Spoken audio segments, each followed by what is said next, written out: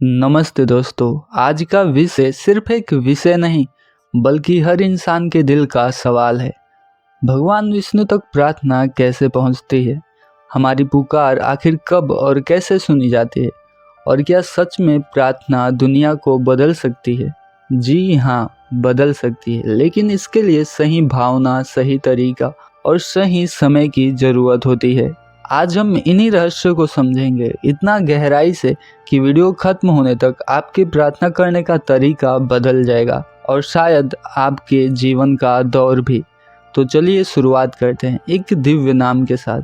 हम अपनी मेहनत, अपने दिमाग, अपनी काबिलियत सब कुछ लगाने के बाद भी कुछ जगहों पर असहाय हो जाते हैं।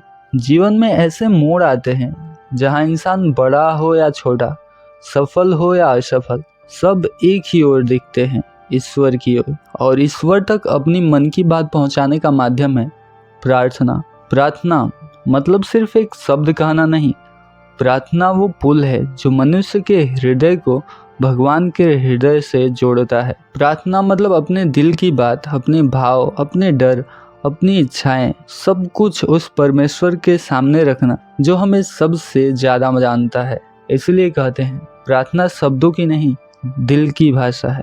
श्री हरि विष्णु, जिन्हें त्रिदेवों में पालनकर्ता की भूमिका मिली, जो ब्रह्मांड को संचालित करते हैं, जो न्याय, संतुलन और धर्म की रक्षा करते हैं। कहते हैं जिस पर विष्णु कृपा कर दें उसके जीवन की हर मुसीबत पिघल जाती है। विष्णु भगवान श्रद्धा के भूखे हैं क्योंकि उन्होंने सबरी के जूठे बेर खाए, क्योंकि उसमें प्रेम था। उन्होंने दुर्योधन के शाही भोजन को ठुकराया, विदुर के घर पर साधारण केले के छिलके खाए, क्योंकि उसमें भक्ति थी। इसलिए ईश्वर तक पहुंचने का मार्ग कठिन नहीं है, लेकिन मन साफ होना चाहिए। बहुत लोग कहते हैं मैं रोज प्रार्थना करता हूँ, भगवान मेरी सुनते क्यों नहीं? तो आज इसका आध्यात्मिक उत्तर समझिए। भगवान ये दे दो, मैं वो कर दूंगा, यह सौदेबाजी है, भक्ति नहीं। ऐसी प्रार्थनाएं लौट जाती हैं। आहार और व्यापार दोनों मनुष्य की ऊर्जा को प्रभावित करते हैं। गुस्सा, कटु वचन, तामसिक भोजन ये मन को भारी बना देते हैं। भारी मन से की गई प्रार्थना धीमे कंपन की होती है, जो दिव्यता तक नहीं पहुंचती।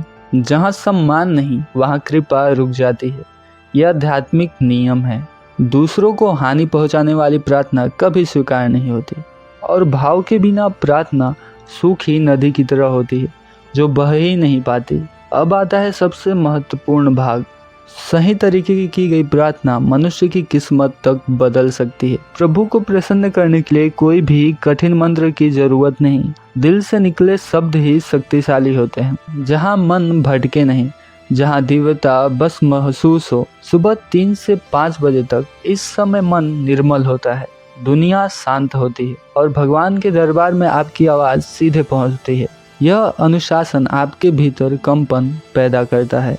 दूसरे की इच्छा, उनका जीवन, उनका कर्म सब समझकर ही प्रार्थना करें। जैसे तीर को छोड़ने से पहले लक्ष्य तय होता है, वैसे ही प्रार्थना में संकल्प हो।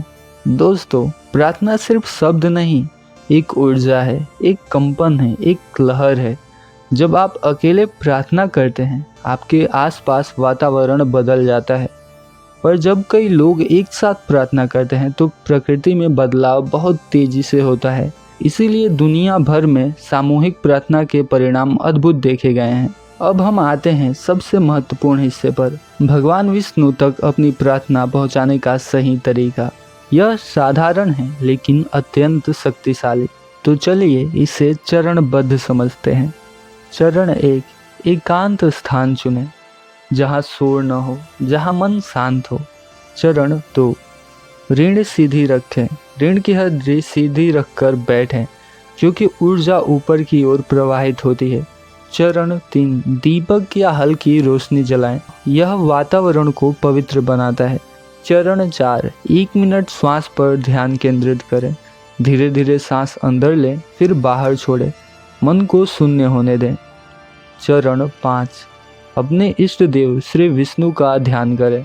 कल्पना करें कि भगवान शंख, चक्र, गदा और पद्म के साथ आपके सामने खड़े हैं। उनके दिव्य पीतांबर की चमक, उनके चेहरे की शांति और उनके आशीर्वाद का प्रकाश सब आपको घेर रहा है। जो कहना है अपनी भाषा में कहें। चरण 6, अब अपनी प्रार्थना शुरू करें। जो कहना है अपनी भाषा में कहें, सच्चे मन से कहें। चरण 7, प्रार्थना को गुप्त रखें। जिस तरह बीज को जमीन के अंदर छिपाकर बोया जाता है, वैसे ही प्रार्थना को भी गोपनीय रखना चाहिए। चरण 8, दिन में 1 या 2 बार मन ही मन में प्रार्थना को दोहराएं। यह ब्रह्मांड को याद दिलाने जैसा है। चरण 9, अपने कर्म भी बदलें, क्योंकि प्रार्थना तभी सफल होती है जब कर्म उसके अनुरूप हों। चरण 10, कृतज्ञता व्यक्त करें, यानी धन्यवाद प्रभु। यह 2 शब्द ही चमत्कारों का द्वार खोल देते हैं। और गुरुवार भगवान विष्णु को प्रसन्न करने का सबसे शुभ दिन है।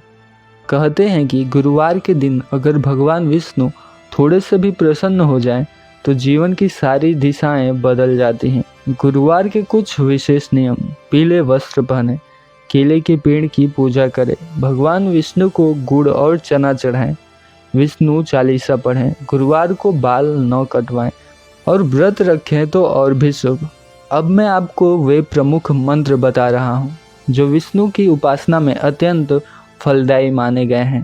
पहला विष्णु मंत्र, ओम नमो भागवते वासुदेवाय 108 बार जप करें।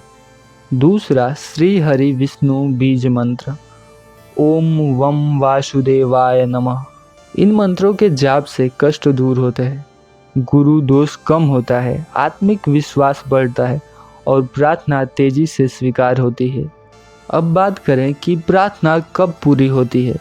इसका भी उत्तर है जब मन में शांति महसूस होने लगे, जब परिस्थितियां धीरे धीरे आपके पक्ष में मुड़ने लगे, जब अचानक रास्ते खुलने लगे, जब सही अवसर आने लगे और जब आपका मन निराश से निकल जाए। यह सब संकेत हैं कि आपकी प्रार्थना विष्णु भगवान तक पहुंच चुकी है और अब परिणाम आने वाले हैं। तो दोस्तों, प्रार्थना सिर्फ मांगना नहीं है, प्रार्थना आत्मा का संगीत है। प्रार्थना ईश्वर की गोद में बैठना है। प्रार्थना वह प्रकाश जो अंधेरे रास्ते को उजाला देता है। और याद रखिए, विष्णु कोई भी प्रार्थना अनसुनी नहीं करते। बस समय सही होना चाहिए, विश्वास सच्चा होना चाहिए और हृदय निर्मल होना चाहिए। तो आज से जब भी आप प्रार्थना करें, भाव से करें, ध्यान से करें और भरोसे से करें। आपकी मनोकामनाएं अवश्य पूरी होंगी। तो एक बार फिर से आपका बहुत बहुत धन्यवाद। देखते रहिए भक्ति जर्नी मेरे साथ। प्रभु की असीम कृपा हम सभी पर बनी रहे।